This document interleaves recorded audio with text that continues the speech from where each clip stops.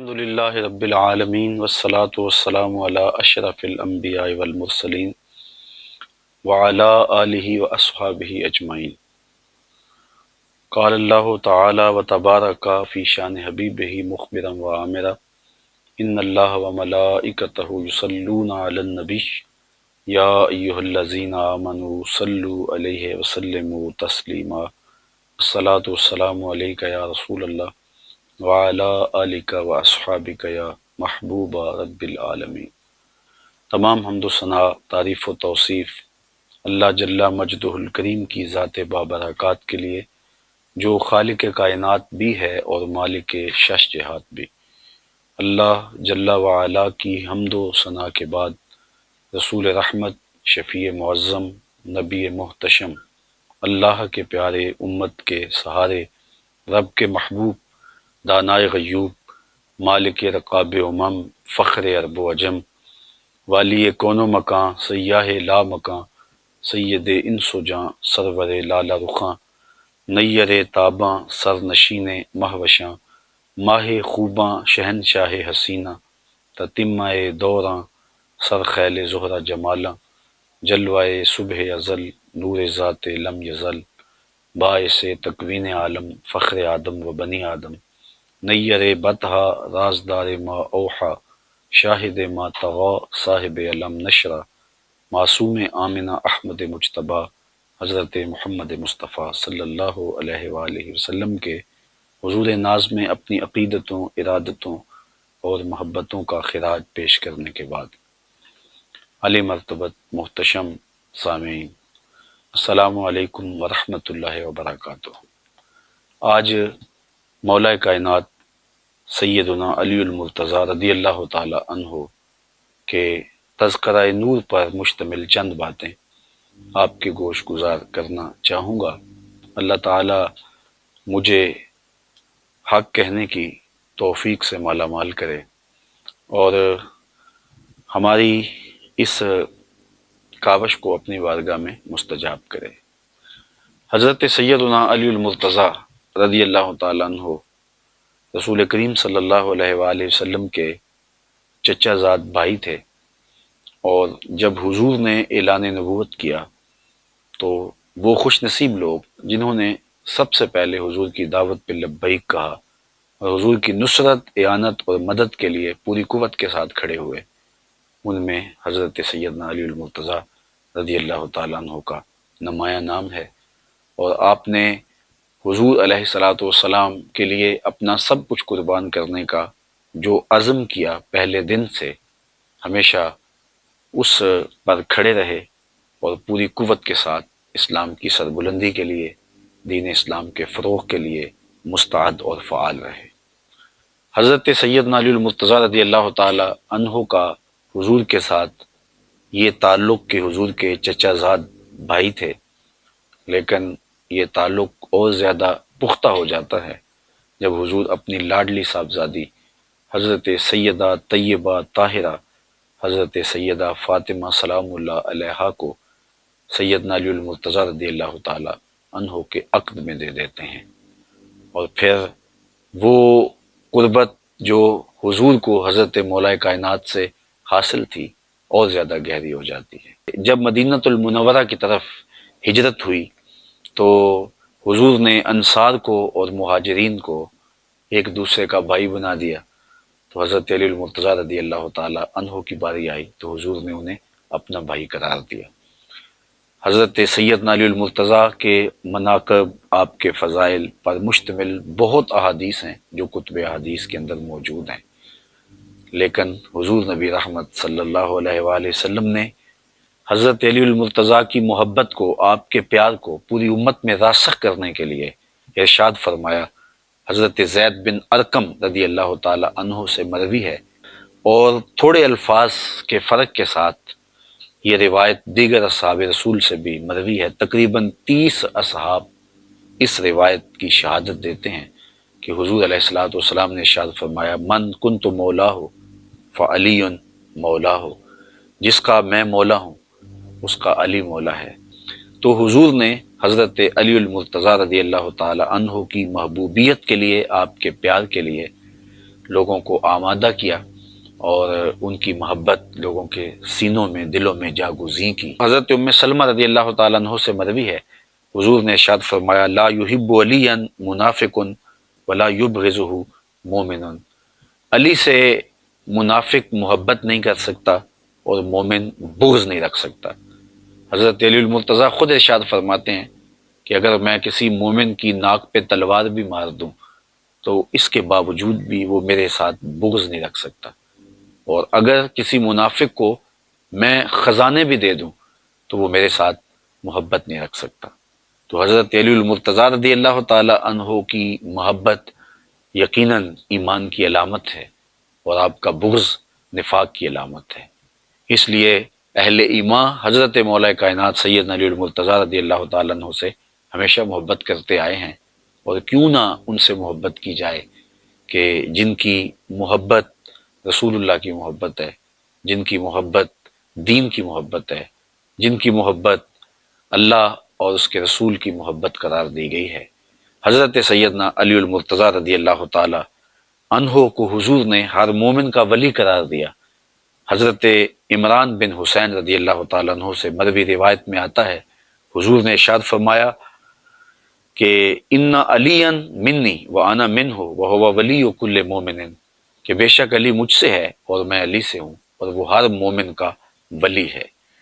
حضرت سیدنا علی المرتضیٰ رضی اللہ تعالی عنہ کو معیار حق ٹھہرایا، اور حضرت علی المرتضیٰ کے حوالے سے قیامت تک آنے والے جو فتنے تھے ان کا ذکر بھی کرتے ہوئے حضور نے فرمایا، خود حضرت مولا کائنات اس حدیث کے راوی ہیں، فرماتے ہیں ایک دن حضور نے مجھے دیکھا اور فرمایا کہ تیری مثال حضرت عیسیٰ کی ہے۔ حضرت عیسیٰ کے معاملے میں آ کے دو طرح کے لوگ برباد ہو گئے، کچھ لوگوں نے ان کے ساتھ بغض رکھا حتیٰ کہ ان کی ماں پہ تہمت لگائی، وہ بھی برباد ہو گئے، اور کچھ لوگوں نے ایسی محبت کی کہ ان کے بارے میں وہ کہہ دیا جو وہ نہیں تھے، انہیں ابن اللہ کہہ دیا، اللہ کا بیٹا کہہ دیا، تو وہ لوگ بھی برباد ہوئے۔ حضرت علی المرتضیٰ رضی اللہ تعالیٰ عنہ فرماتے ہیں میرے بارے حضور نے ارشاد فرمایا کہ تیرے معاملے میں آ کے بھی دو لوگ برباد ہوں گے، ایک محبت کر کے برباد ہوں گے، ایک بغض رکھ کے برباد ہوں گے۔ احباب ذی وقار، ہم نے دیکھنا ہے کہ ہم کہیں محبت میں گمراہ تو نہیں ہو رہے، اور یہ بھی ہم نے دیکھنا ہے کہ کہیں حضرت علی المرتضیٰ رضی اللہ تعالی عنہ کے لیے دل کے کسی گوشے کے اندر کوئی بغض تو موجود نہیں ہے، حضرت مولا کائنات کا نام قلب کی تکلیف کا سبب تو نہیں ہے، اور یہ بھی دیکھنا ہے کہ ان کے ساتھ محبت کوئی اس طرح کا رنگ اختیار تو نہیں کر گئی کہ جن کی عظمتوں کے قصیدے زبان رسالت مآب صلی اللہ علیہ وسلم سے پڑھے گئے ہیں ہم ان کا بھی انکار کر دیں۔ تو حضرت سیدنا علی المرتضیٰ کی ذات کو معیار ٹھہرایا گیا۔ حضرت سیدنا علی المرتضیٰ رضی اللہ تعالیٰ عنہ کے حوالے سے حضور علیہ السلام کا روشن فرمان، انا دار الحکمت والی بابھا، میں حکمت کا گھر ہوں اور علی اس کا دروازہ ہے، اور یہ بھی ارشاد فرمایا انا مدینۃ العلم والی بابھا، میں علم کا شہر ہوں اور علی اس کا دروازہ ہے۔ تو حضرت سیدنا علی المرتضیٰ حکمت کے دروازے ہیں، اور حکمت کے وہ موتی جو آپ کے دامن میں ہیں۔ آئیے تھوڑے وقت کے لیے کچھ موتی ہم بھی چنتے ہیں۔ حضرت سیدنا علی المرتضیٰ رضی اللہ تعالیٰ عنہ فرماتے ہیں افضل الزہد اخفاء الزہد، بہترین زہد وہ ہے جس میں زہد کو مخفی رکھا گیا ہو۔ انسان اپنی عبادتیں، اپنی زندگی کے اعمال صالحہ جتنا مخفی رکھے گا اس قدر ہی اس کو اللہ کی رحمتیں نصیب ہوں گی، اور یہ اخفاء ہی اس کے زہد کا حسن ہے، اور یہی اس کے زہد کا جمال ہے۔ تو حضرت مولا کائنات نے افضل زہد اس زہد کو قرار دیا جس میں زہد کا اخفاء ہو۔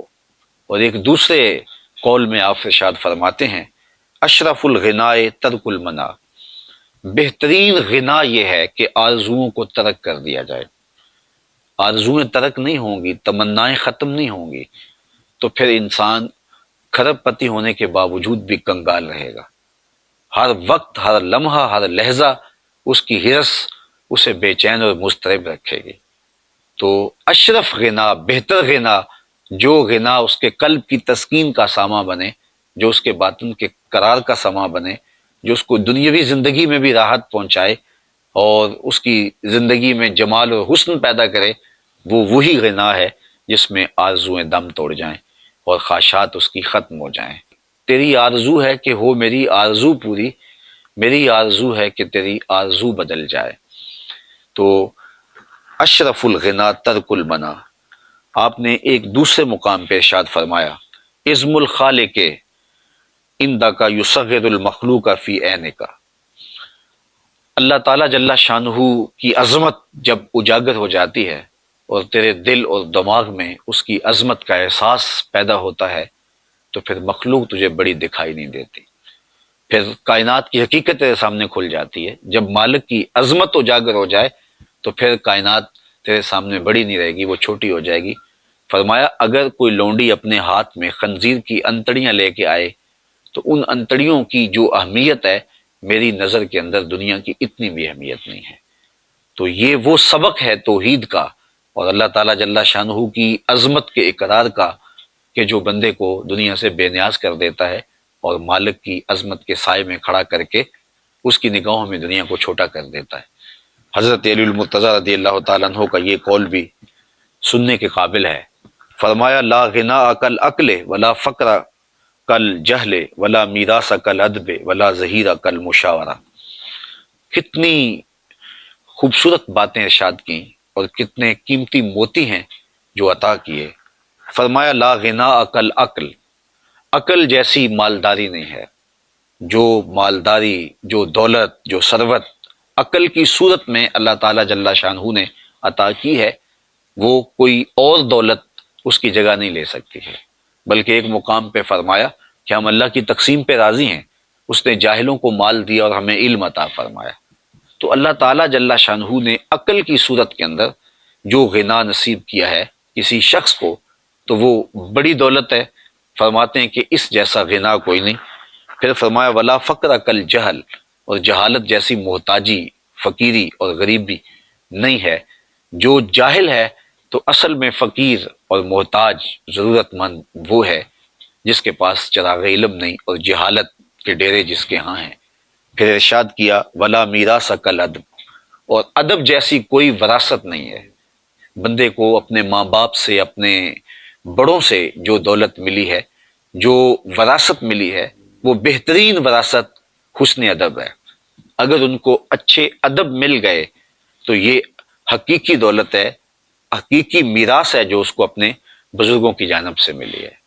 اور اگر اس کو درہم و دینار بہت مل گئے، اس کو دنیا کی بڑی دولتیں مل گئیں، لیکن اس کو ادب کی دولت نہیں ملی تو اس کے پلے کچھ بھی نہیں ہے۔ تو بہترین میراث کسی کو جو نصیب ہوئی وہ ادب ہے۔ تو ادب وہ دولت ہے، ادب وہ ثروت ہے کہ جو باقی ساری ثروتوں سے اور دولتوں سے بھاری ہے۔ حضرت سیدنا علی المرتضیٰ رضی اللہ تعالیٰ عنہ نے چوتھی بات ارشاد فرمائی ولا ظہیرہ کل مشاورہ، مشاورت جیسا کوئی مددگار نہیں ہے۔ جو ظہیر اور جو مددگار مشاورت ہے، اس طرح کا کوئی بھی مددگار اور کوئی بھی ساتھی اور کوئی بھی جو ہے وہ دوست نہیں ہے۔ حضرت سیدنا علی المرتضیٰ رضی اللہ تعالیٰ عنہ کا ایک قول نور دیکھیے جو آپ نے انسانی زندگی کی تہذیب کے لیے ہمیں ارشاد فرمایا ہے۔ فرمایا من ظن بک خیرا صدق ظنک، اگر کوئی تجھے اچھا تصور کرنے لگ جائے تو اس کے تصور کو سچ کر دکھا۔ اگر تیرے بارے میں کسی کی رائے یہ ہے کہ یہ بہت اچھا ہے اور تو جانتا ہے کہ میں اچھا نہیں ہوں، تو حقیقتاً اچھا ہو جا تاکہ اس کا ظن تیرے بارے درست ہو جائے۔ اعلیٰ حضرت امام اہل محبت امام شاہ احمد رضا خان فاضل بریلوی علیہ رحمہ، آپ حافظ قرآن نہیں تھے، لیکن لوگوں کا یہ گمان تھا کہ آپ حافظ قرآن ہیں۔ ماہ سیام کی گھڑیاں آئیں تو لوگوں نے آپ سے کہا حضرت آپ اس مرتبہ قرآن سنائیے۔ تو آپ قرآن مجید کے حافظ نہیں تھے، لیکن لوگوں کا یہ ظن تھا تو آپ نے قرآن مجید یاد کر لیا اور ایک مہینے کے اندر حفظ بھی کیا اور سنایا بھی۔ روزانہ پڑھتے تھے اور شام کو سنا دیتے تھے کہ لوگوں کا میرے بارے ظن یہ ہے کہ میں حافظ قرآن ہوں، تو چلو میں حافظ قرآن بن جاتا ہوں۔ تو سیدنا علی المرتضیٰ فرماتے ہیں جب لوگوں کا تیرے بارے اچھا ظن ہو تو ان کے ظن کے مطابق ہی ہو جا تو ان کے ظن کو سچا کر دکھا۔ آپ کا ایک اور قول جو زندگی میں بہت زیادہ ہمیں رہنمائی فراہم کرتا ہے، بالخصوص فتنے کے دور میں یہ قول انتہائی رہنما قول ہے۔ ارشاد فرمایا کن فی الفتنہ کا ابن اللبون لا زہر فیرکب ولا درع فیحلب۔ فرمایا تو فتنے کے زمانے میں اونٹ کے 2 سال کے بچے کی طرح ہو جا، نہ تیرے پہ سواری کی جا سکے اور نہ تیرا دودھ دھویا جا سکے، یعنی فتنے میں تو لوگوں کا فتنے میں مددگار نہ ہو اور ان کے لیے کسی طرح بھی تو معاون نہ بن پائے، تو فتنے میں اپنے دامن کو بچا کر کے محفوظ رہا جائے اور اپنی حفاظت کی جائے۔ تو کتنی خوبصورت مثال دی کہ جس طرح اونٹ کا 2 سال کا بچہ ہوتا ہے کہ وہ دودھ بھی نہیں دیتا اور سواری کے قابل بھی نہیں ہوتا، تو نہ تو فتنے کو کوئی طاقت فراہم کر سکے اور نہ ان کی کوئی مدد کر سکے اور نہ ان کی کسی ضرورت کو، فتنہ گروں کی کسی ضرورت کو پورا کر سکے، ابن لبون کی طرح ہو جا۔ پھر آپ نے یہ بھی ارشاد فرمایا من حاسب نفسہ رابحہ ومن غفل عنہا خاسرہ ومن خاف آمنہ ومن اعتبر ابصر ومن ابصر فہمہ ومن فہم عالمہ۔ آپ نے ارشاد فرمایا جس نے اپنے نفس کا محاسبہ کیا وہ کامیاب ہو گیا، بامراد ہو گیا، اور جو محاسبہ نفس سے غافل رہا وہ نقصان میں رہا، اور جس نے اللہ تعالیٰ کا خوف اپنے من میں سما لیا، اپنے باطن میں اتار لیا، وہ امن پا گیا۔ وَمَنِ اعْتَبَرَ، اور جس نے عبرت حاصل کی، اب سارا اس کی آنکھیں کشادہ ہو گئیں اور اس کا سینہ روشن ہو گیا، اسے نور معرفت مل گیا۔ وَمَنْ أَبْصَرَ فَهِمَ، اور جس کو بصیرت کا نور مل گیا تو وہ سمجھدار ہو گیا۔ وَمَنْ فَهِمَ عَالِمَ، اور جو فہم کی دولت سے مالا مال ہوا وہ حقیقی طور پہ عالم بن گیا۔ صیغے یاد کرنے سے عالم نہیں بنتا، بلکہ عالم بننے کے لیے بصیرت کا نور چاہیے، عالم بننے کے لیے بصیرت کے اجالے چاہیے، خوف خدا چاہیے، خشیت الہی چاہیے۔ تو یہ وہ راستہ ہے جو ہمیں علم کی طرف لے جاتا ہے، اور ایک عالم کے لیے محاسبہ ذات سے شروع ہو کر کے فہم دین تک یہ ساری منزلیں آتی ہیں، تو پھر وہ عالم بنتا ہے۔ حضرت سیدنا علی المرتضیٰ رضی اللہ تعالی عنہ فرماتے ہیں من عظم صغار المصائب ابتلاہ اللہ بکبائرہا، جو چھوٹی مصیبتوں کو بڑا سمجھنے لگ جاتا ہے اللہ تعالیٰ جل شانہ اسے بڑی مصیبتوں میں مبتلا کر دیتا ہے۔ زندگی کے اندر مصیبتیں، آلام، مصائب ہمیں آتے رہتے ہیں، تو چھوٹی مصیبت آ جائے تو خم خواہ واویلا نہیں مچانا چاہیے، اور اگر چھوٹی مصیبت پر واویلا مچانے لگ جائیں گے تو پھر ایک دن آئے گا کہ اللہ بڑی مصیبتوں میں بھی ہمیں مبتلا کر دے گا۔ تو حضرت علی المرتضیٰ نے کتنا روشن قول ہمارے سامنے رکھا کہ اللہ کی طرف سے کوئی آزمائش آ جائے، امتحان آ جائے، اس کو صبر سے، حوصلے کے ساتھ اس امتحان کو، اس آزمائش کو گزارا جائے، تاکہ بڑی آزمائش سے، بڑی مصیبت سے بچا جا سکے۔ آپ کا ایک اور قول بھی دیکھیے، فرمایا تھوڑا سا شک دین بگاڑ دیتا ہے اور تھوڑی سی دنیا آخرت برباد کر دیتی ہے۔